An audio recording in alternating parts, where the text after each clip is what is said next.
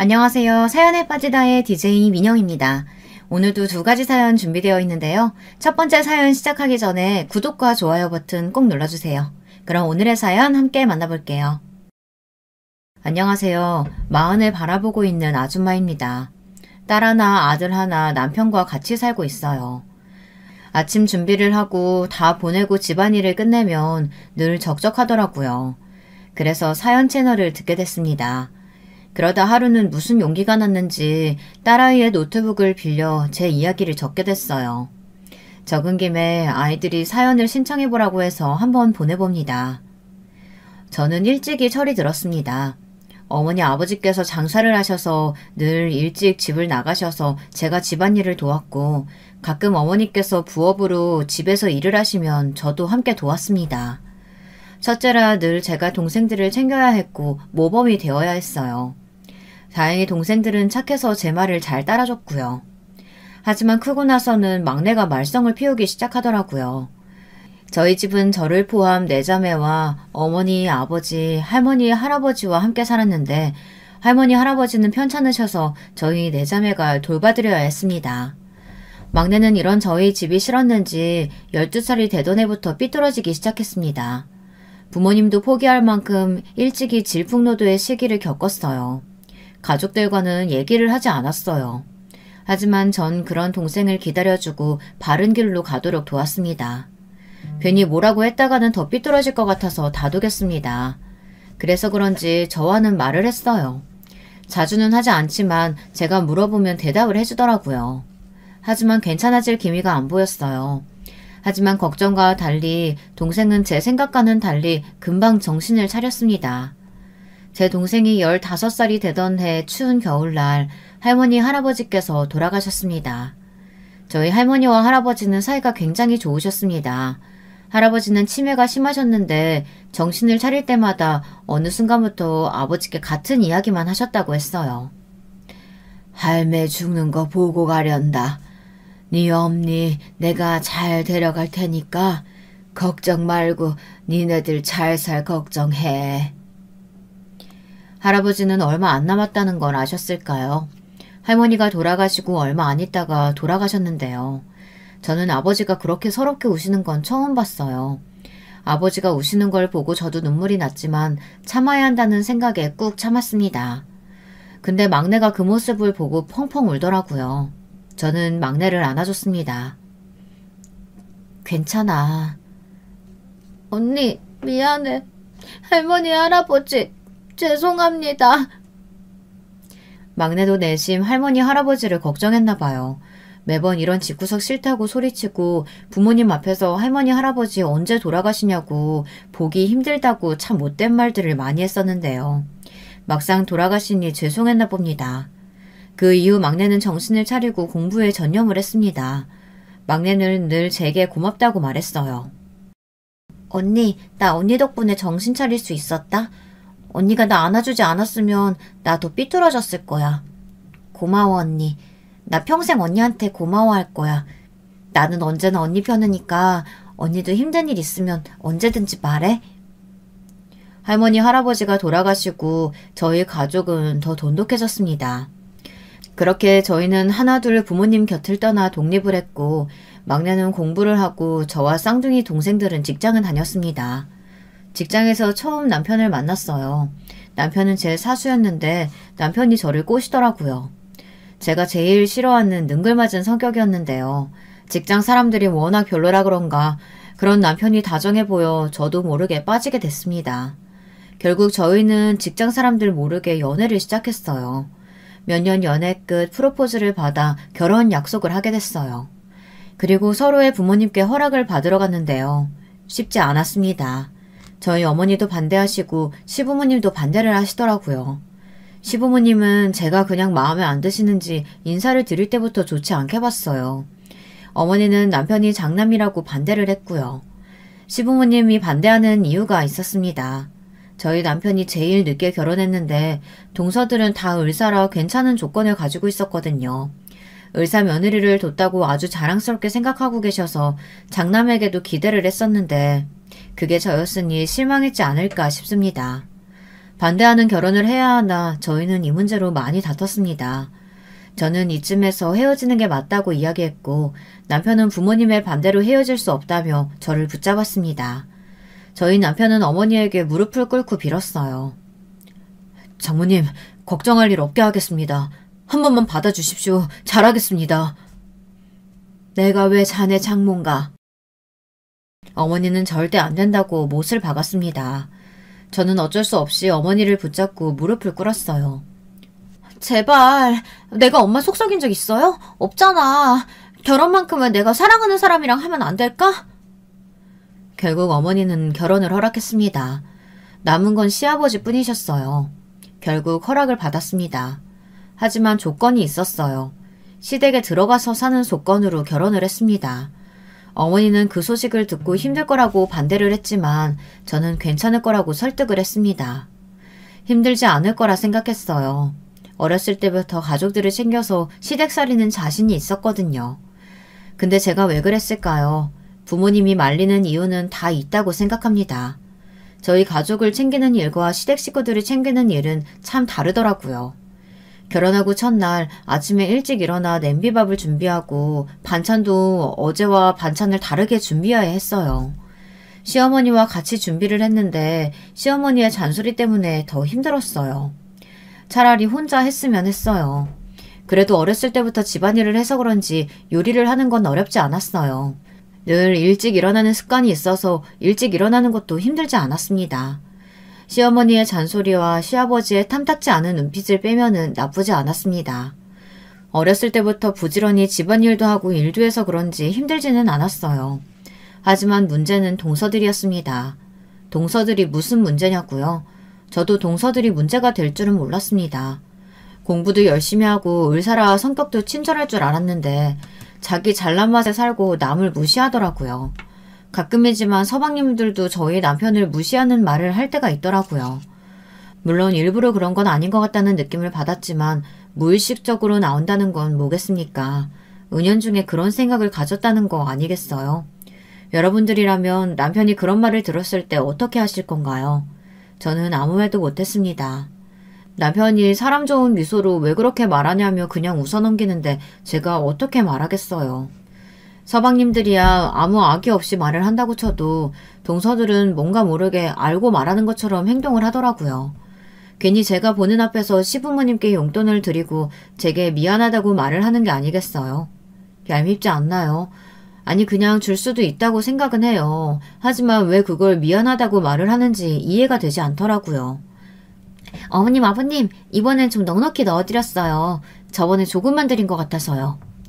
아유 뭘 또 이런 걸 챙겨. 지난번에 줬으면서. 고맙게 받으마. 내가 을사며느리 덕에 호강을 누린다. 호강을 누려. 에이 저희가 한 게 뭐가 있다고요. 바빠서 용돈 드리는 것밖에 없는데요. 그렇게 치면 형님이 더 대단하시죠. 집안일도 도우시고 회사도 다니시고. 첫째야 바쁘지도 않고 빠듯한데 이렇게라도 일을 해야지. 대단하긴. 아유 나는 이만 좀 쉬러 가야겠다. 이렇게 보면 제가 그냥 예민한 사람처럼 보일 수도 있는데요. 동서는 늘 저를 한번 보고 용돈을 드리더라고요. 마치 자랑하는 것처럼요. 형님 죄송해요. 괜히 제가 형님 보이는 곳에서 들여가지고 어머님께 안 좋은 소리 듣고. 처음에는 괜히 동서들이 잘 나가서 혼자 질투를 해서 그렇게 느끼는 게 아닌가 생각을 했어요. 하지만 행동들을 보니 아닌 것 같다는 생각이 들었습니다. 그리고 가끔은 적이라는 호칭을 들은 적도 있었어요. 적이는 심하지 않나요? 이해해보려고 했습니다. 저를 형님으로 부르기 싫을 수도 있다고 생각은 하는데 그러면 호칭을 생략하고 그냥 말을 하면 되지 적이라고 부르니 기분이 나쁘더라고요. 그리고 교묘하게 반말도 섞어가며 말을 하는데 어찌나 얄밉던지. 보통 동서들이 다 그러는 건가요? 아니면 제가 별로한 동서들을 만난 건가요? 하지만 시부모님의 사랑을 듬뿍 받는 동서들에게 뭐라고 할 수가 없었습니다. 그렇게 시댁살이를 하고 있었는데 남편까지 저를 속썩이더라고요. 남편은 점점 결혼 전 약속과는 다르게 행동했습니다. 결혼 전까지만 해도 많이 도와주겠다며 미안하다고 늘 저를 안아주고 다정하게 대해줬는데 어느 순간부터는 일이 힘들다며 먼저 누워버리지를 않나. 제가 힘들다고 얘기를 하면 한숨을 쉬는 건 기본이고요. 가끔은 자기도 힘들다고 그만 얘기했으면 좋겠다고 하더라고요. 그때는 회사 일이 바빠서 그런 거라고 생각했습니다. 역시나 회사 일이 좀 정리되고 나니 남편도 그때는 예민했다면서 미안하다고 사과를 하더라고요. 그 일 때문에 자주 다퉈서 힘들었는데 남편의 사과로 저는 마음이 녹을 수밖에 없었습니다. 왜냐면 저희에게 축복이 왔고 남편과 괜히 다퉈봤자 좋을 건 없으니 넘어가기로 했어요. 남편도 반성을 하는 것 같기도 했으니 다시는 그러지 말라고 신신당부를 하고 넘어갔죠. 그런데 이런 다정한 남편이 그런 일을 저지를 거라고는 상상도 못했네요. 제가 임신을 하고 얼마 안 있어서 저는 일을 그만둘 수밖에 없어서 회사 일을 잘 몰랐어요. 남편은 계속 바쁜지 야근을 해야 했고 저는 마음이 쓰여서 시댁살이를 해서 피곤하지만 매일 야식을 직접 만들어줬습니다. 그런데 어느 날 웬일로 남편이 일찍 집에 들어왔더라고요. 남편이 씻고 있는데 남편의 핸드폰이 계속 울리는 거 아니겠어요? 처음에 보지는 않았지만 계속 울리니 궁금해서 슬쩍 봤습니다. 그런데 이게 무슨 일인가요? 여자 이름인 것처럼 보이는데 오늘 점심 맛있었다며 감사하다고 연락이 온 게 아니겠어요? 점심으로 무슨 유난인가 싶죠. 그날 점심은 뭐 먹었냐고 물어봤을 때 제가 아는 직원과 국밥을 먹었다고 했는데 저 여자는 파스타가 너무 맛있었다고 말했거든요. 남편이 왜 거짓말을 했는지는 모르겠지만 저는 떨린 손을 붙잡고 남편의 연락을 받습니다. 별 특별한 내용은 없지만 야근을 한다고 한 날 저녁을 같이 먹은 것 같았고 다정하게 연락을 주고받은 걸 다 봤어요. 저는 너무 속이 울렁거리고 심장이 떨려서 침대에 들어가서 이불 속에서 숨죽이고 울었습니다. 그런 남편은 씻고 나와서 이불 속에 들어가서 저를 안고 오늘도 수고했다고 말했어요. 그런데 제가 울고 있으니 남편은 놀라서 무슨 일이냐고 물어봤어요. 그때 얼마나 가증스럽던지 저는 모르겠냐고 물어봤어요. 남편은 당황해서 말을 더듬더라고요. 당신 오늘 점심 국밥 먹었다며. 연락 봤어? 아니 그게 아니라 그냥 괜히 모르는 사람이랑 레스토랑 가면 좀 이상하게 볼까봐. 신입인데 내가 좀 잘 못해줘서 먹고 싶은 거 있으면 말하라고 했는데 그래서 걔가 거기 가고 싶다고 해서 간 거야. 레스토랑? 파스타 먹으러 레스토랑까지 예약해서 갔어? 그것도 여자랑? 그냥 파스타를 먹은 것도 아니고 예약을 하고 갔다는 거에 또 한 번 믿을 수가 없었습니다. 저희의 싸움 소리를 들었는지 시어머니가 저희 방에 와서 왜 이렇게 소란스럽냐고 물어봤어요. 저희는 아무것도 아니라고 얘기했지만 제가 울고 있는 걸 본 시어머니는 무슨 일이 있다는 걸 눈치채시고 제게 말했습니다. 무슨 일 없기는. 그러면 울기는 왜 울어? 처음에는 시어머니에게 감동받았습니다. 저를 구박해도 걱정이 돼서 그런 말을 하는 거구나 싶었어요. 하지만 역시나 기대한 제가 바보였습니다. 너 내가 괴롭힌다고 울면서 말한 거 아니니? 고양 것. 아무것도 없는 애 데리고 살아주는 것도 모르고. 제가 잘못한 것도 아니고 남편이 잘못해서 이렇게 됐는데 남의 속도 모르고 제게 그런 말을 하니 화가 났습니다. 하지만 아직 확실하지도 않으니 괜히 말을 함부로 했다가는 일이 커질 것 같아 아무런 대꾸를 하지 않았어요. 정말 바보 같지 않나요? 어머니 그런 거 아니니까 걱정 말고 들어가서 쉬세요. 시어머니는 남편의 말을 듣고 탐탁치 않은 눈빛으로 저를 한번 쳐다보고는 방으로 들어갔습니다. 그리고는 저는 남편에게 이야기를 했어요. 바람났어? 왜? 내가 못나서? 그런 거 아니라니까. 바람은 무슨. 남편은 끝까지 잡아떼더라고요. 그날 저는 잠을 잘 수가 없었어요. 그 다음날 저는 점심시간에 맞춰서 회사로 찾아갔어요. 그때 남편이 어떤 여자와 카페에 있는 걸 봤는데요. 보기에는 그리 친해 보이지 않았고 다행히 다른 사람도 같이 있는 것 같아 괜히 제가 오해를 한 거 아닌가 싶었습니다. 하지만 그리고 일주일 후 또 연락이 계속 오더라고요. 그래서 확인을 하려고 했는데 비밀번호가 걸려있는 게 아니겠어요?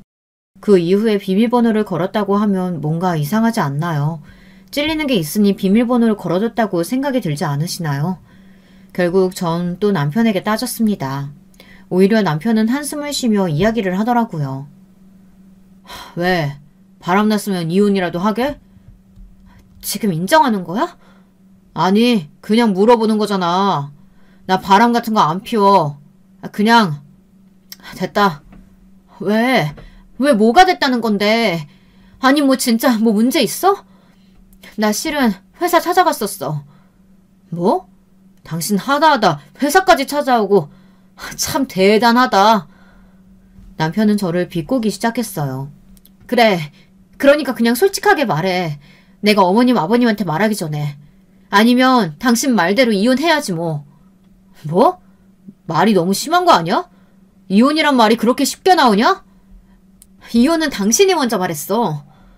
그건 그냥 하는 말이지. 왜 그렇게 꼬아서 들어? 저희는 그렇게 싸움이 계속됐고 결국 지쳐서 잠에 들고 말았어요.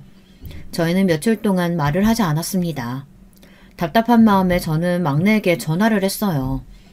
막내는 그 소식을 듣자마자 화를 내며 자기 집으로 오라고 했지만 저는 시부모님의 눈치 때문에 갈 수가 없었어요. 막내에게 말을 해도 역시나 찝찝한 마음은 없어지지 않았습니다. 그런데 어느 날 막내에게 전화가 오더라고요. 언니, 형부 진짜 너무한 거 아니야? 왜, 무슨 일 있어? 뭐 너 남편이랑 전화했어? 너 뭐 쓸데없는 말 한 건 아니지? 내가 누구야. 언니라면 나 발벗고 나서잖아. 내가 회사 근처에 좀 있어봤지. 아니 근데 글쎄 회사에서 어떤 여자랑 형부가 같이 나오더라? 그리고 택시 타고 어디 가는 거 봤어. 미친 거 아니야? 어떻게 언니한테 그럴 수가 있어? 잠시만, 잠깐 끊자. 나 좀 생각 좀 해보게. 미안해 언니. 내가 또 마음대로 했나? 나는 언니가 걱정할까봐 혹시 몰라서 본 건데. 아니야. 알려줘서 고마워. 차라리 알고 나니까 찝찝한 건 없어졌어. 나중에 내가 연락할게. 동생이 전화를 끊고 저는 천천히 생각을 해봤습니다. 그리고는 바로 남편에게 전화를 했어요.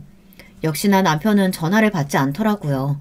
저는 받을 때까지 전화를 했습니다. 결국 남편은 제 전화를 받았어요. 왜? 나 회의 중. 어디서? 어디긴 회사에서 회의하지. 설마 너 나 의심하는 건 아니지? 아니지. 끊어. 이로써 남편의 바람이 확실해졌어요. 그렇지 않고서야 거짓말을 할 리가 없잖아요. 안 그런가요? 저는 우선 집에 올 때까지 기다렸습니다. 남편은 9시가 좀 넘어서 집에 왔어요. 당신은 회사가 밖에 있나 봐. 택시 타고 그 여자랑 어디 갔니? 재밌어? 사람 놀리니까? 무슨 소리야. 회의했다니까. 막내가 당신 어떤 여자랑 택시 타고 가는 거 봤대. 나한테 전화 왔어. 그럼 막내가 나한테 거짓말한 거니? 미쳤다고 막내가 나한테 그런 거짓말을 해? 한 번만 더 그러면 어머님 아버님한테 말할 줄 알아. 남편은 화를 낼 줄 알았는데 제 말을 듣고 그 순간 바로 무릎을 꿇었습니다. 처음엔 남편의 반응 때문에 당황했어요. 남편은 다시는 그러지 않겠다고 말하면서 잘못했다고 말했습니다. 저는 고민을 했어요. 지금 아이도 있고 한 번인데 이 정도는 용서를 해야 저도 잘 살 수 있지 않을까 생각을 했어요. 여러분 같으면 어떻게 할 것 같나요? 참고 살 수 있으신가요? 아니면 이혼을 할 건가요? 저는 아이를 생각해서 이혼은 아직 아니라고 생각했습니다. 나중에 또 바람나면 그때는 참을 수 없겠지만 이번이 처음이니 저는 넘어가기로 했어요. 그리고 한 번만 더 그러면 시부모님께 말을 한다고 했죠. 시부모님은 재혼을 하셨는데 서로의 아내와 남편이 바람나서 이혼을 했다고 들었거든요. 그래서 시부모님은 바람을 극도로 싫어한다는 사실을 알고 있었습니다. 남편이 바람났다는 걸 아는 순간 아무것도 없이 쫓겨날 겁니다. 그럼에도 불구하고 제가 시부모님께 아직 말을 못한 건 쫓겨난다면 틀림없이 저도 아무것도 없이 나가게 할 게 분명해서 말을 못했던 겁니다. 장손이라고 집에 살면서 이것저것 해줬는데 바람 피운 걸 아는 순간 모든 지원을 끊을 게 틀림없었어요. 그 이후로 그 여자를 정리했는지 일찍 집에 들어오고 핸드폰 비밀번호도 없앴더라고요. 그리고 제 눈치를 보며 제가 조금만 힘들어해도 힘든 거 있냐며 저에게 안마를 해주는 게 아니겠어요. 처음부터 그러면 됐었는데 걸리고 나서 이런 행동을 하니 씁쓸하기는 했습니다. 그래도 노력하는 모습을 보면 자기도 반성하는 것 같아 다 받아줬어요. 그리고 저는 출산을 하게 됐고 남편은 지극정성으로 저를 돌봐주었고 저는 그 모습에 마음이 풀어져 바람 피운 걸 잊어야겠다고 결심했습니다. 그런데 이 모습이 시어머니 눈에는 꼴불견이었나 봅니다. 어느 날 시어머니가 제게 한 소리를 하더라고요. 아니 남편을 얼마나 살만 먹었으면 우리 애가 찍소리도 못하고 눈치 보면서 행동하니? 너 우리 애한테 너무 뭐라고 한 거 아니야? 진짜로 억울했습니다. 저는 당장이라도 남편의 외도 사실을 말하고 싶었지만 참았어요. 어머니, 저는 아무 말도 안 했는데 남편이 그러는 거예요. 저는 뭐 아무것도 안 했어요. 출산하고 힘들어해서 그런 거 아닐까요? 그런데 그 이후로 시어머니의 행동이 조금 달라지시더라고요. 원래도 제게 친절하게 대하지는 않았지만 뭔가 모르게 조금 차별을 당하고 있다는 생각이 들더라고요. 시어머니가 밥 먹을 때도 차별을 하지 뭡니까? 가끔 그런 시어머니가 있다고는 들었거든요. 근데 저희 시어머니가 그럴 줄은 몰랐습니다. 아무리 그래도 유치하게 이런 차별은 안 할 거라고 생각했는데 사소한 걸로 차별을 두더라고요. 먼저 밥을 먹을 때 저는 전에 남았던 밥을 주고 다른 식구들은 다 갓 지은 밥으로 주더라고요. 하지만 저는 어릴 때부터 동생들에게는 갓 지은 밥을 주고 저는 남은 밥이나 동생들이 먹다 남은 반찬들과 밥을 맛있게 먹었어서 아무렇지도 않았어요. 또 고기를 먹을 때 저만 탄 부분을 주더라고요. 하지만 그것 또한 어릴 때부터 괜찮은 부위는 동생들에게 주고 저는 좀 타거나 지방이 많은 부분을 먹어서 그런지 아무렇지도 않았습니다. 그저 그냥 차별하는 게 눈에 보여서 그거 자체가 기분이 안 좋았어요. 그런데 제가 잘 먹어서 그런가 시어머니가 약이 오른 게 보이더라고요. 어느 날은 제게 살을 빼야 하지 않겠냐며 밥을 강제로 조금만 주는 게 아니겠어요? 저는 원래 살이 잘 찌는 체질이 아니라 말랐었는데 임신할 때 좀 많이 먹어서 정상 체중보다 조금 위로 쪘었거든요. 임신을 했어도 절대 뚱뚱한 편이 아니었는데 그냥 제가 꼴 보기 싫었는지 다이어트를 하라고 하더라고요. 출산 후에도 여자는 몸매 관리 좀 해야지. 계속 밥만 먹으니 그렇게 배는 안 빠지지. 너 앞으로 조금만 먹어라. 산후조리도 제대로 못하고 시댁살이 하느라 몸이 지쳐있는데 밥까지 못 먹으니 힘이 없더라고요. 밥을 조금만 먹으니 기운도 안 나고 제대로 집안일을 할 수가 없었어요. 너는 엄마가 돼서 힘을 좀 내야 되는데 매일 힘이 없이 다니니 애가 뭘 배우고 배우겠어. 힘 좀 주고 다녀. 그 말을 듣고 시어머니는 찔렸는지 더는 그 소리를 안 하더라고요. 그 이후로 저녁 때는 식사량이 조금 늘기는 했지만 여전히 부족했습니다. 그런데 그 덕에 남편이 맛있는 간식들을 사오기 시작하더라고요. 남편은 시어머니가 가끔 이상한 고집을 피울 때가 있다고 그러면서 몰래 맛있는 음식들을 제게 주더라고요. 그래서 저는 그걸로 버틸 수가 있었어요. 하지만 매번 간식으로만 버틸 수 있는 게 아니잖아요. 매번 밥은 조금 먹지 야식 먹고 바로 잠을 자야 하니 위가 좋을 리가 있겠습니까? 몸이 너무 안 좋아져서 저는 앓기 시작했어요. 그래서 아무것도 못하고 침대에서 일어날 수가 없었어요. 미안해서 그런지 아니면 자기가 집안일을 하기 싫어서 그런지 어머니가 죽을 끓여다 주더라고요. 얘가 비실비실해서는 나 원참 이거 먹고 얼른 정신 차리거라. 그 이후 어머니는 제게 살 빼라는 이야기를 하지 않으셨어요. 시어머니가 얄밉기는 했지만 이 정도는 괜찮았고 그 덕에 남편이 저를 더 잘 챙기는 계기가 돼서 나쁘지만은 않다고 생각했습니다. 그 이후로도 조금씩 제게 차별을 했지만 원래 제가 무던한 성격이라 그런지 참고 넘길 수 있었어요. 하지만 저희 어머니가 볼 때는 속상하셨는지 오랜만에 친정 식구들을 보러 갔을 땐 어머니 아버지가 힘들면 바로 연락하고 친정으로 오라고 저를 꼭 안아주셨어요. 그리고는 어머니가 남편을 노려보며 꼭 끝까지 잘 책임져야 한다며 잔소리를 했습니다. 든든한 가족 덕에 저는 힘이 났습니다. 그리고 쌍둥이 동생들은 막내에게 들었는지 남편을 볼 때 노려보며 제게 잘하라며 자기들이 지켜보고 있다고 하지 뭡니까. 그 모습이 너무 귀여워서 제 동생들이 더 사랑스럽게 느껴졌어요. 그래서 그런가 남편은 친정 식구들에게 아주 잘해줬습니다. 물론 자기가 잘못한 게 있으니 그렇겠죠. 원래는 능글맞은 사람이라 눈치 같은 거 잘 보지 않고 잘 피해가며 사는 사람인데 그 일 이후 눈치를 보는 게 조금 짠하기도 하더라고요. 제가 남편을 좋아해서 그런 걸까요? 여러분은 어떻게 생각하시나요? 바람피운 남편이 반성하며 눈치 보며 사는 모습이 짠하지 않나요? 남편이 정말 잘해주기는 했거든요. 그래서 시댁살이가 힘들어도 참고 살 수 있기도 했고요. 제가 남편 이야기와 시어머니 얘기를 너무 했던 것 같네요. 이제는 시아버지 이야기도 좀 해보려고요. 시어머니가 제게 차별을 한다고 말씀드렸죠. 시아버지는 한결같이 저를 못마땅해하게 생각하는 것 같았습니다. 그래서 제게 말을 잘 거시지도 않았죠.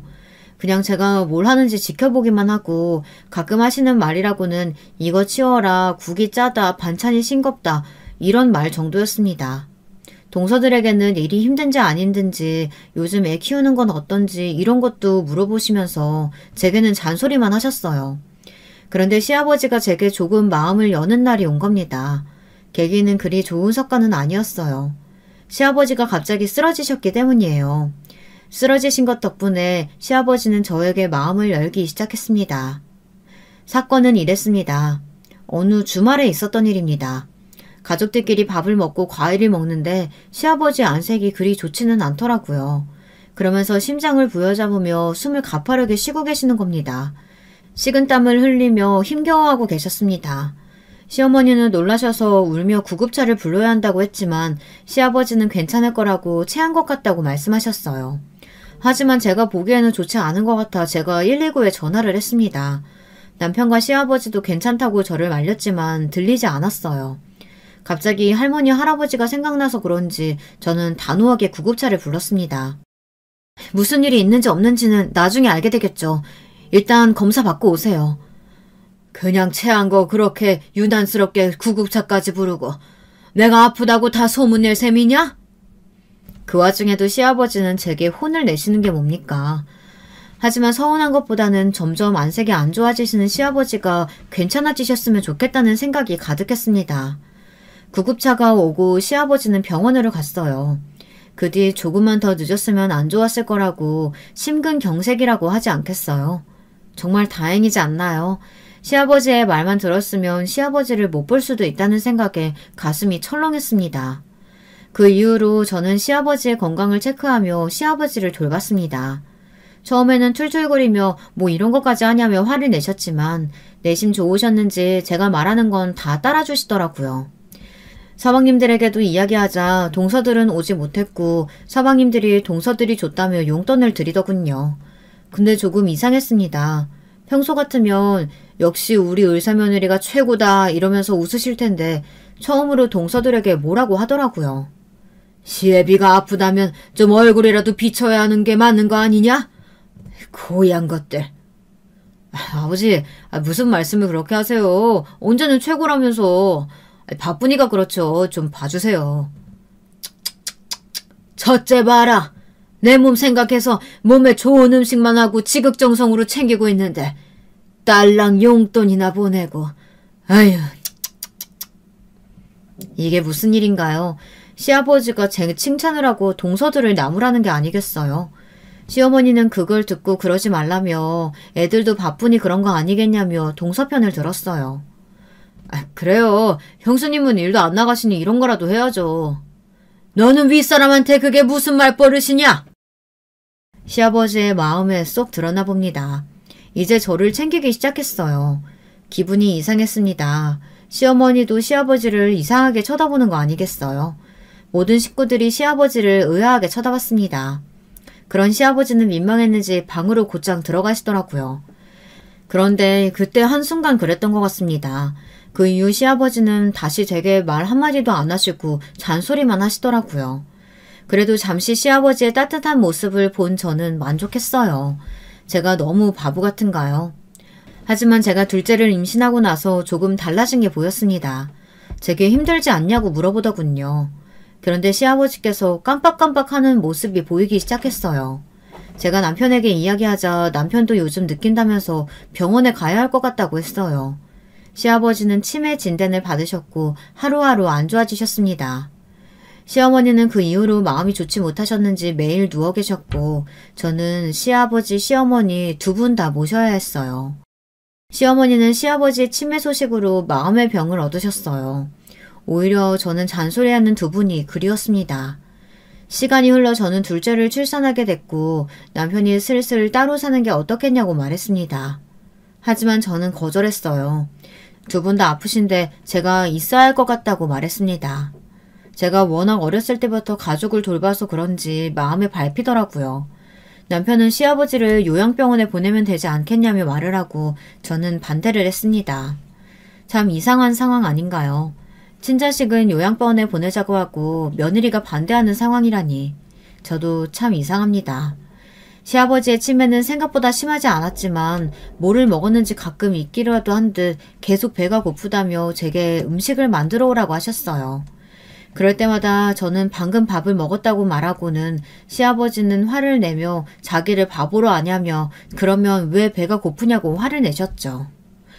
그런 모습을 보며 시어머니는 눈물을 훔치며 제게 잔소리를 했습니다. 시어머니의 마음은 알지만 계속 먹다 보면 속도 안 좋아지고 매일 먹고 누우시고 그래서 건강이 더 악화될 수 있는데 할 수 없이 저는 속편한 음식으로 6개를 만들고 있었습니다. 매번 이런 일상이 반복되고 있었어요. 그리고 오랜만에 큰 사건이 일어나고 말았습니다. 그 일로 저는 크게 놀라고 말았어요. 시댁에 살면서 제일 놀라운 순간이었어요. 시아버지의 생신 때 일이었습니다. 저는 저희가 먹을 음식을 준비하고 있었어요. 그런데 하필이면 둘째가 열이 나서 병원에 가야 하는 거 아니겠어요? 동서들은 바빠서 늦게 온다고 하시고 시어머니는 힘들다고 누워 계시고 남편은 일 때문에 잠깐 회사에 나가서 저 혼자 준비를 해야 했습니다. 저는 어쩔 수 없이 시어머니께 말씀드리고 병원에 갔습니다. 둘째가 열이 심해서 예민해졌습니다. 저희 아이들이 절 닮아서 그런가 참 얌전하고 속도 잘 안 썩였는데요. 첫째도 그렇고 둘째도 그렇고 다들 조금씩 잔병이 많더라고요. 그래서 그것 때문에 속을 좀 앓았는데 하필 시아버지 생신 때 아파서 저는 이것저것 신경 쓰느라 예민해질 수밖에 없었어요. 순간 저도 피곤함과 서러웠던 게 터졌는지 누워있는 시어머니가 너무 원망스럽고 회사에 있는 남편에게 화가 났고 바쁘다고 늦게 오는 동선에도 참 밉더라고요. 누구는 이렇게 고생하며 생신을 준비하고 있는데 나머지 식구들은 마음 편하게 하고 있으니 말이에요. 병원에 다녀온 뒤 저는 다시 음식을 준비했습니다. 평소 같으면 아무렇지 않게 준비했을 텐데 너무 힘이 들더라고요. 그래도 어쩌겠어요. 제가 하지 않으면 아무도 할 사람이 없는데. 저는 동서들에게 전화를 했습니다. 동서들은 바빠서 일찍 못 간다고 말했는데 왜 전화하냐며 짜증을 내는 게 아니겠어요. 그런데 제 느낌상 같이 있는 것 같다는 생각이 들더라고요. 동서들의 전화 배경소리가 같은 것 같더라고요. 설마 하고 넘겼지만 찝찝한 기분은 지울 수가 없더라고요. 진짜 만약 같이 있다면 바쁘다는 건 거짓말이 아닐까요? 남편이 돌아와 저를 도와 음식을 나르고 둘째를 봐줬습니다. 그러니 그제서야 동서네가 도착했더라고요. 그런데 같이 도착하는 게 아니겠어요? 둘이 어떻게 같이 왔대? 잠깐 시간 맞아서 같이 만나서 왔어요. 저기 커피 마시죠? 커피 사왔어요. 고마워 동서. 그리고 저기가 아니고 형님. 제가 너무 예민했나 봅니다. 평소에는 별말 없이 넘길 텐데 그날은 화가 났는지 짚고 넘어갔어요. 형님, 에이 자기도 모르게 그냥 한 말인데 그걸 민망하게 짚고 넘어가요 무슨. 그래 피곤하면 그럴 수 있지. 아가 그래도 저기가 뭐니? 형님이라고 불러야지. 시어머니는 동서들이 와서 기분이 좋아졌는지 기운을 차렸더라고요. 시아버지의 생신 축하가 시작되고 저희는 다 같이 음식을 먹었습니다. 그런데 서방님이 살짝 음식이 싱겁다며 다시 해야겠다고 하는 게 아니겠어요? 그때 남편이 뭐라고 해주면 좋겠는데 남편은 웃으면서 자기는 괜찮은 것 같다며 그럼 자기가 대신 하겠다고 하더라고요. 그걸 보고 동서는 저희 남편에게 음식을 해본 적은 있느냐고 뭐라고 하는 겁니다. 근데 그건 동서가 실수한 것 같아요. 아무리 그래도 자기 남편 형인데 형에게 뭐라고 하면 시어머니는 가만히 있을까요? 얘, 너는 그게 무슨 말버릇이니? 예쁘다고 오냐오냐 하니까 아무 생각 없이 다 뱉지? 너도 그래. 싱겁기는 니네 아버지 입맛에 딱 맞춰서 했는데. 시어머니의 말에 서방님과 동서는 아무 말도 못했습니다. 그때 작은 동서가 말을 꺼냈어요.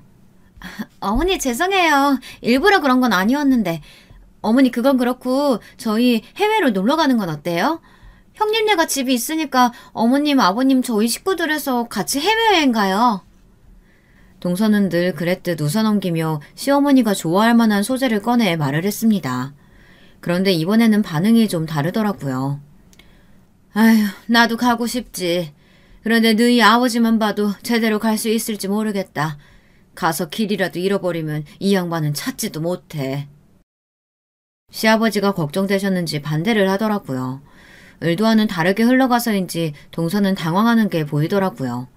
그렇게 대화가 중단됐고 다 먹고 나서 치우려고 했는데 더는 일을 못할 것 같아 다 먹은 접시를 갖다 놓는 동서들에게 고무장갑을 건넸습니다.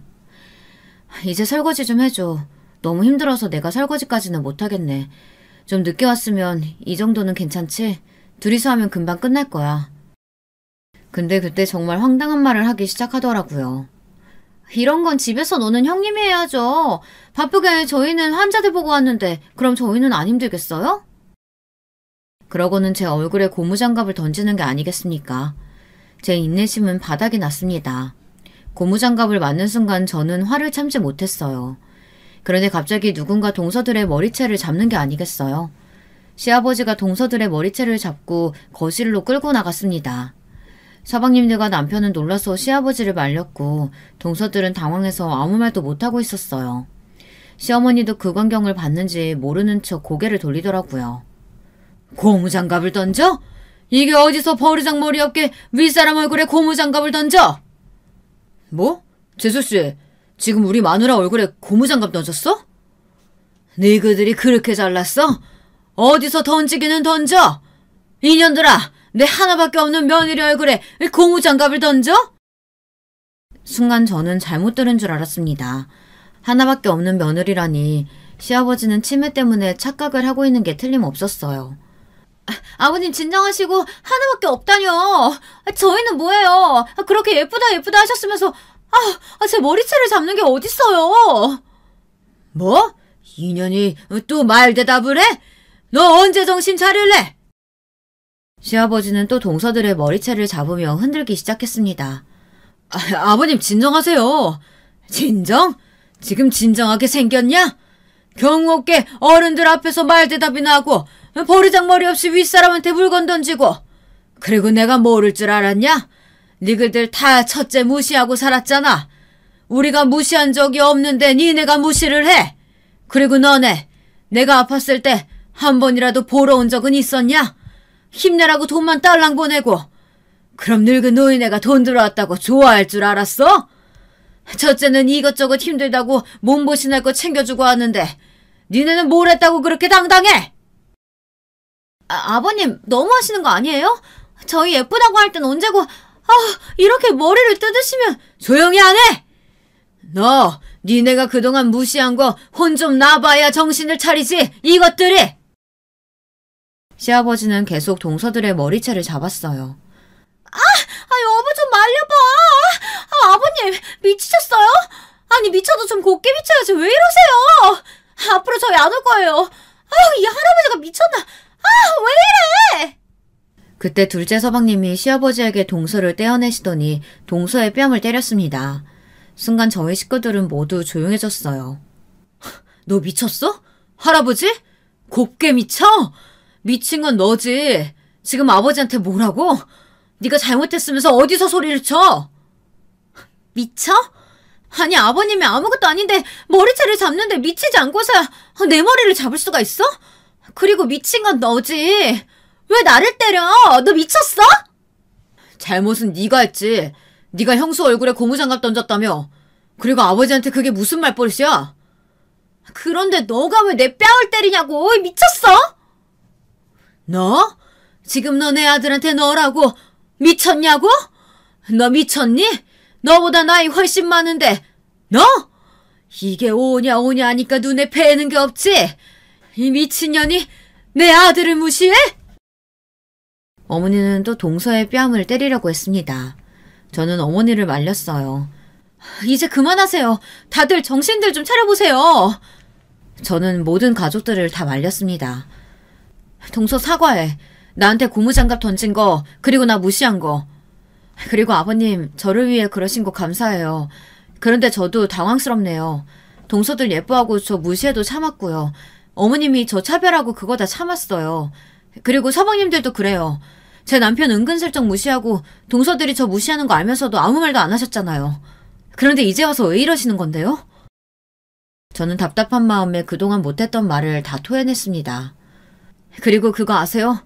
어머니가 제 남편 삶아먹었다면서 뭐라고 하고 차별한 거, 그거 애기 아빠가 다 잘못해서 그런 거예요. 어머님, 아버님 아시면 쓰러질까봐. 어머님, 아버님이 제일 싫어하는 행동에서 제가 말도 안 하고 그동안 참은 거라고요. 남편은 놀란 눈으로 저를 쳐다봤어요. 여보, 그게 무슨 소리냐? 왜, 내가 몰랐을 것 같아? 당신이 이때까지 잘했다고 생각하지? 근데 아니야. 그 여자가 오늘 연락 왔어. 당신 너무 좋다고. 그게 제정신이야? 그리고 오늘 만났다며? 오늘 회사 간다고 나갔잖아. 근데 말하던데? 자기랑 만났다고? 이놈이, 너 이 자식이, 아이고, 너 바람났어? 이놈아, 지 애미의 비가 그렇게 싫어하는 행동을 하고 내가 누누이 말했건만. 그래요. 병원에 있을 때 그 여자에게서 연락이 왔습니다. 저희 남편을 너무 좋아해서 염치불구하고 연락을 한다며 헤어지면 안 되겠느냐고 연락이 오는 게 아니겠습니까? 제가 너무 화가 나서 그 사람과 전화를 했고 그 여자 말로는 이랬습니다. 자기가 너무 좋아해서 오늘 불렀다고 협박을 했다고 했어요. 죽을 거라고 말을 했더니 남편이 자기를 보러 와줬다며 남편은 아무 잘못이 없다고 말하면서 저만 없으면 남편도 마음을 열어서 서로 사랑을 할 것 같다고 말하더라고요. 정말 염치 없고 뻔뻔하지 않습니까? 가정이 있는 사람을 좋아하면 조용히 좋아하던가 마음을 접던가 해야 하지 않나요? 뻔뻔하게 제게 연락을 하니 저는 열이 받았어요. 남편은 아무런 잘못이 없다더니 거짓말을 하고 나간 게 너무 배신감이 들었습니다. 나중에 말을 하려고 했는데 결국 저도 참다 모든 걸 다 뱉어버렸습니다.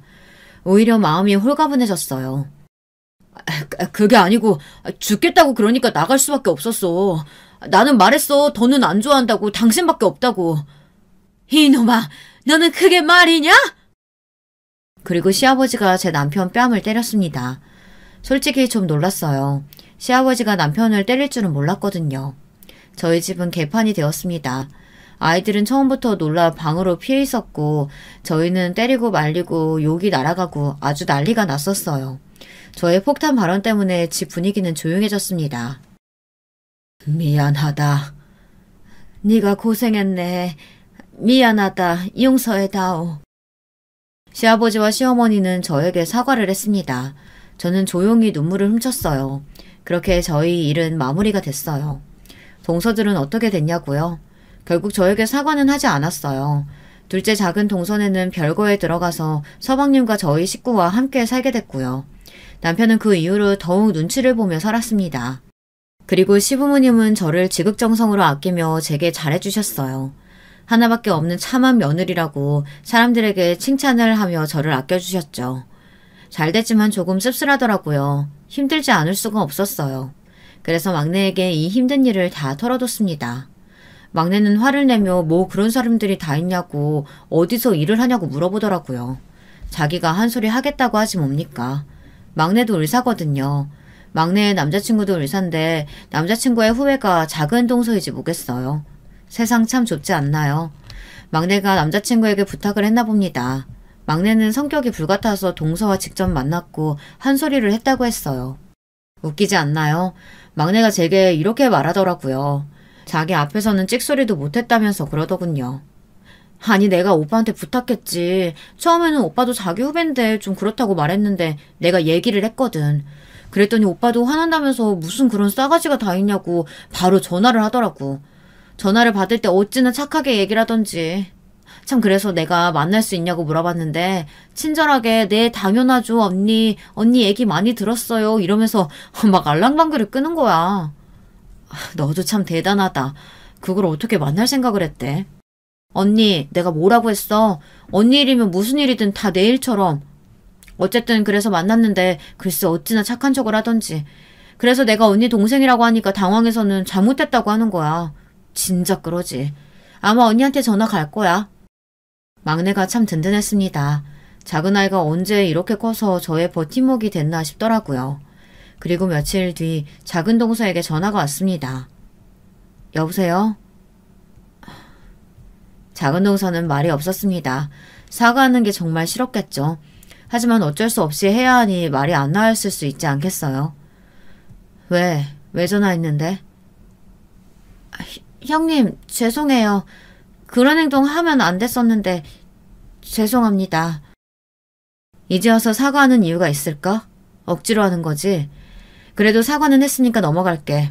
그리고 앞으로 우리 보지 말자. 앞으로 애들도 맡기지 마. 나는 봐줄 생각 없으니까. 다른 사람한테 맡겨. 아니 형님 잘못했어요.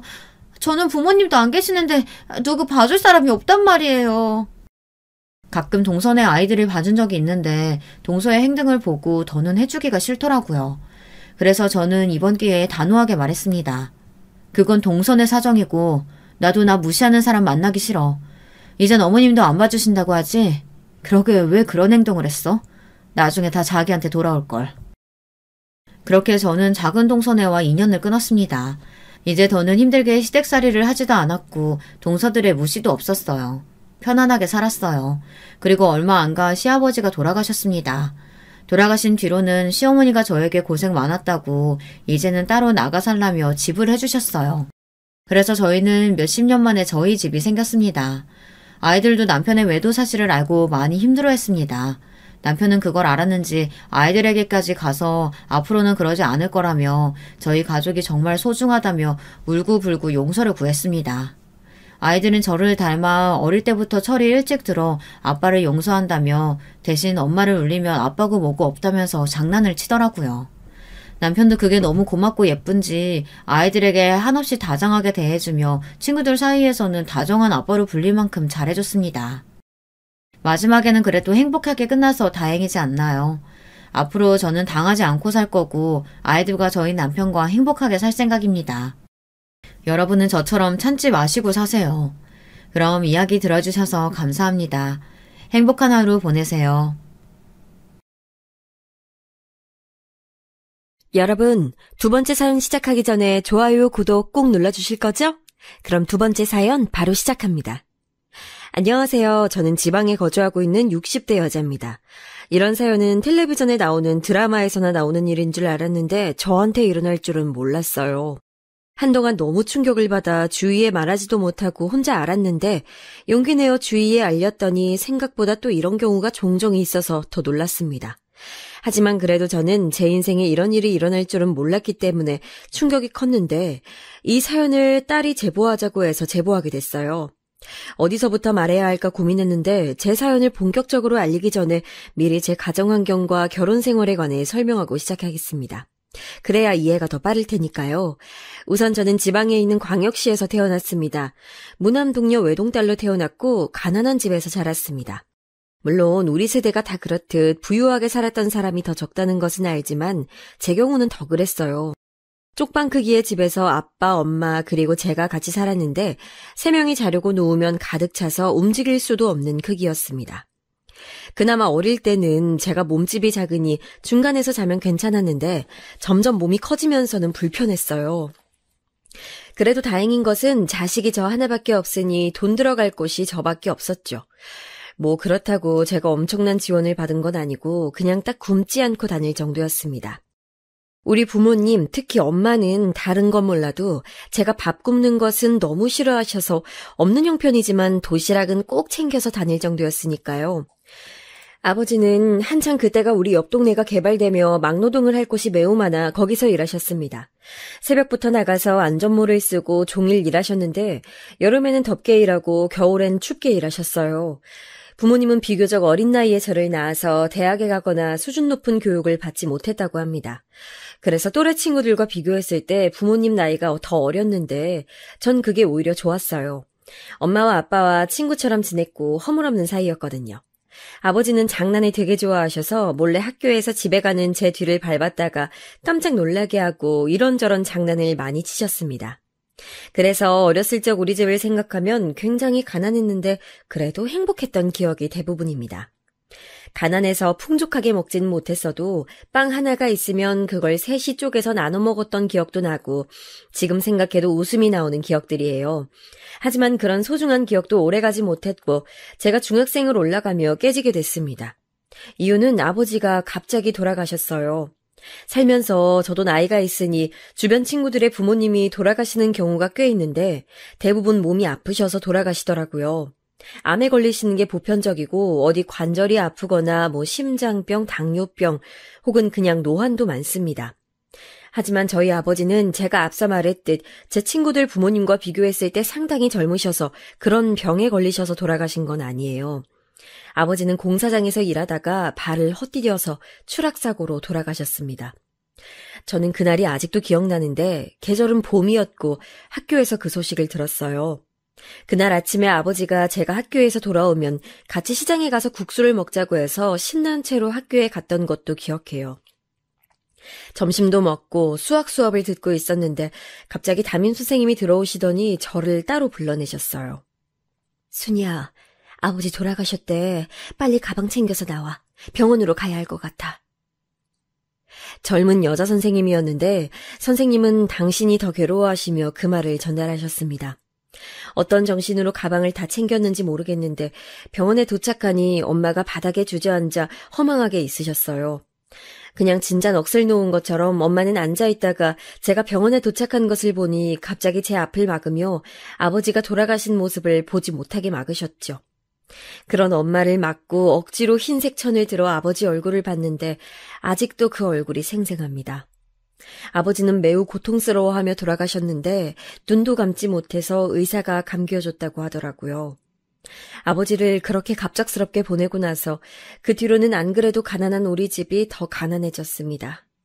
아버지가 막노동하고 엄마는 식당에 나가서 일했었는데 이제 아버지가 벌어오는 돈이 없으니 자연스럽게 더 가난하고 막막한 생활이 시작됐어요. 진짜 그 시절을 생각하면 너무 배가 고팠던 기억이 대부분입니다. 전 집안 사정을 뻔히 아니까 고등학교에 진학하지 않으려고 했어요. 대신 공장에 가서 돈을 벌어서 엄마와 조금이라도 우리가 굶지 않고 살기 위해 노력했습니다. 하지만 엄마는 제가 꼭 무슨 일이 있어도 학교에 진학해야 한다는 마음이 굳건했어요. 전 학교에 가지 않겠다고 하고 엄마는 왜 안 가냐고 하고 얼마나 싸웠는지 모릅니다. 결국 엄마는 아버지 얘기를 꺼내며 저를 설득시켰어요. 순이야, 너 고등학교 가는 거 아버지가 얼마나 바랐는데. 고등학교는 나와야 그래도 먹고 사는 게 더 쉬워서 그래. 저는 저 말을 듣고 결국 고등학교에 진학하게 됐습니다. 버스를 타고 1시간은 가야 나오는 학교에 다니느라 얼마나 힘들었는지 몰라요. 그래도 엄마가 힘들게 식당에서 밤늦게 일하며 돈 벌어오는 것을 누구보다 잘 아니까 내색하지 않았습니다. 실업계 고등학교였는데 전 거기서 회계를 배웠어요. 고등학교도 당연히 돈이 없으니 힘들게 다녔습니다. 그때 당시 우리 학교는 도시락을 싸오라고 했는데 다른 친구들의 도시락 반찬을 보고 얼마나 부러웠는지 몰라요. 다들 햄이나 소시지 같은 반찬을 먹을 때 전 그냥 김치 하나였거든요. 그렇다고 엄마가 밉거나 그러진 않았고 오히려 그럴수록 내가 꼭 성공해야 한다는 사명감이 생겼습니다. 특히 이 마음은 제 친구 중에 부잣집 딸이 있었는데 걔네 집 놀러 갔다 오면서 더 커졌어요. 대문 밖에서부터 크기가 남달랐던 친구 명희의 집은 거짓말이 아니고 명희네 집의 화장실이 우리 집 크기보다 컸습니다. 다른 친구들은 명희에게 부럽다고 하며 간식을 잘만 먹었는데 저는 그 간식이 목으로 넘어가지도 않았어요.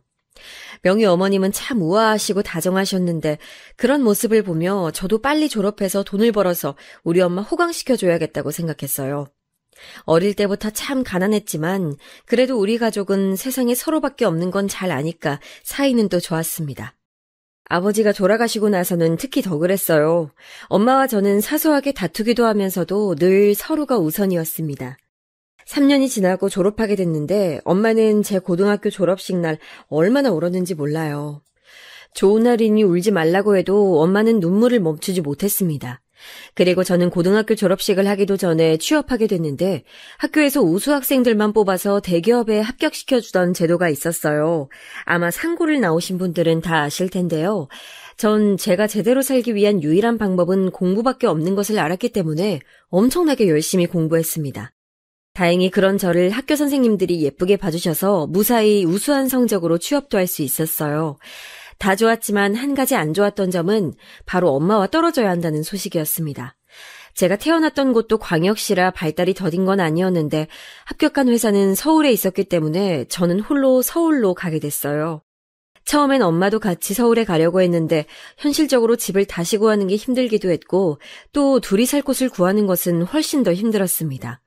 그래서 저는 혼자 20살이 되자마자 서울로 올라왔어요. 엄마와 둘이 살던 집도 작았는데 서울에 와서 혼자 살게 된 집은 더 작았습니다. 그 공간은 집이라기보다는 방이라고 해야 맞는 것 같은데 옥탑방이었어요. 버스를 2번 갈아타서 회사에 가야 했는데 그래도 돈을 버니까 그것마저 좋았습니다. 회사 상사들에게 잘 보이려고 출근도 빨리 하고 얼마나 애썼는지 몰라요. 물론 좋은 점만 있던 것은 진짜 당연히 아니고 처음 하는 사회생활은 상처를 더 많이 가져다 주었습니다. 퇴근하며 우는 것이 일상이었는데 엄마와 연락할 땐 아무렇지 않은 척 했었죠. 그렇게 3년을 일하면서 저는 최소한의 돈만 남겨두고 죄다 저축했었는데 엄마한테도 매달 돈을 보내줬습니다.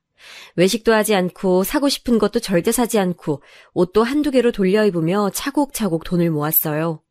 남들은 다 하는 연애도 하지 않고 열심히 돈을 모으고 있었는데 전 어느 날 청천벽력 같은 소식을 듣게 됐습니다. 바로 엄마가 아프다는 소식이었어요. 엄마는 제가 그 소식을 아는 것을 극도로 싫어하셨는데 병원 응급실에서 저한테 전화가 와서 알게 됐습니다. 심지어 심각한 사안이라기에 저는 다니던 회사를 그만두고 다시 광역시로 내려왔어요.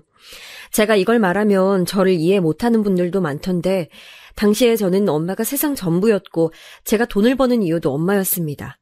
아버지도 안 계시고 유일하게 남은 가족이 엄마 한 명이 유일했는데 엄마가 돌아가시면 저는 제 인생도 끝나는 줄 알았어요. 엄마는 결사반대하며 말렸지만 회사를 그만두고 내려가는 결정 자체를 후회한 적은 단 한 번도 없습니다. 그만두기 전에 회사 부장님이 저를 붙잡으며 차라리 엄마를 서울로 모시고 오라고 하셨는데 저도 당연히 그 생각을 해봤어요.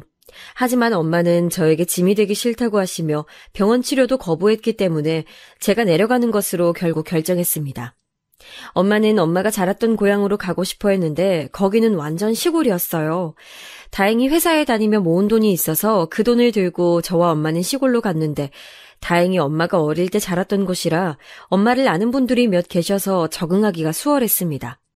엄마는 고향에 가니까 마음이 편해지신 건지 차도가 점점 좋아지셔서 의사가 말했던 기간이 지나도 계속 살아 계셨어요. 저는 시골에서 일자리를 찾으려고 노력했는데 서울에서 다녔던 큰 회사는 당연히 시골에 없었습니다. 결국 저는 버스터미널 옆에 작은 식당을 하나 열어서 동네 주민들과 외지인들에게 국수를 팔게 됐어요. 엄마는 서울에서 멀쩡하게 회사 생활을 하던 딸이 당신 때문에 시골에서 국수를 판다고 속상해 하셨지만 그래도 저는 행복했습니다. 엄마랑 저는 떨어질 수 없는 사이였고 그때 저한테는 엄마가 1순위였으니까요. 아는 사람이라고는 엄마 한 명뿐이었는데 국수 가게를 운영하면서 나름 주변 상인들과도 친해지고 단골 손님도 생겨서 더 좋았습니다. 어쩌면 장사하는 게 더 나와 잘 맞는다고 느끼게 된 값진 경험이었죠. 그렇게 한 1년 정도 일했을까요? 아침부터 비가 많이 와서 오늘 장사가 과연 잘 될지 의심하며 가게 문을 열었던 날입니다. 그 전날에 엄마를 데리고 광역시에 있던 병원에 다녀오느라 가게 문을 닫았기 때문에 그날은 꼭 열어야 했어요.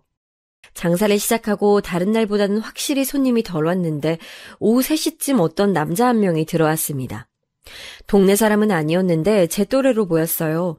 제가 원래 평소에 손님들에게 먼저 말을 거는 성격은 아닌데 그날따라 왠지 말을 걸고 싶어서 걸었더니 역시나 타지 사람이었고 일 때문에 우리 동네에 왔다고 말했습니다. 개발이 진행되면서 우리 동네에 공장이 몇 개 생겼는데 그걸 관리하는 쪽이더라고요. 저보다 2살 많았고 우리는 시간 가는 줄 모르고 대화를 나눴습니다. 그리고 그 손님은 제 첫 번째 남자친구가 됐어요. 알고 봤더니 엄마와 제가 어릴 때 살았던 그 광역시 토박이었고 고등학교도 서로 가까운 곳에서 나왔더라고요. 공통점이 있으니까 우리는 급속도로 친해지게 됐습니다. 이름은 진영이었는데 진영 씨는 제가 엄마를 모시고 병원에 갈 때마다 우리를 도와줬어요. 그러다 보니 엄마도 진영 씨를 마음에 들어 하셨고 당신께서 세상을 떠나도 저를 지켜달라고 진영 씨에게 말하기도 했습니다. 그럴 때마다 진영 씨는 오래오래 살아서 손주들도 봐야 하지 않겠냐고 대답했는데 그게 얼마나 고마웠는지 몰라요. 진영 씨와 사귄 기간이 2년이 지나고 나서 우리는 결혼 얘기를 진지하게 하기 시작했습니다.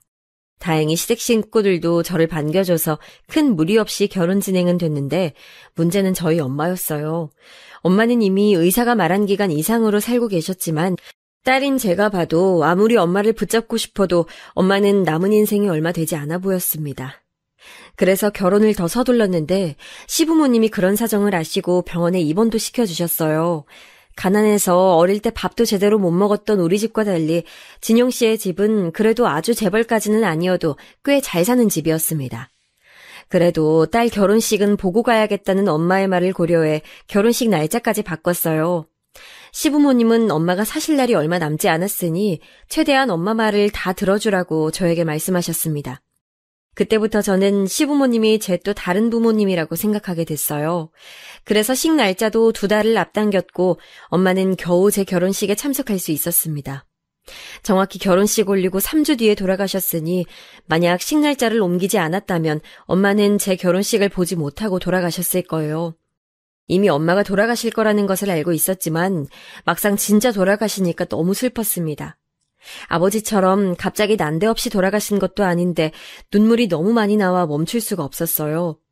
결혼하며 국수 가게는 정리하고 남편 본가 옆에 신혼집을 얻어 광역시로 왔기 때문에 종일 신혼집에서 혼자 울곤 했습니다.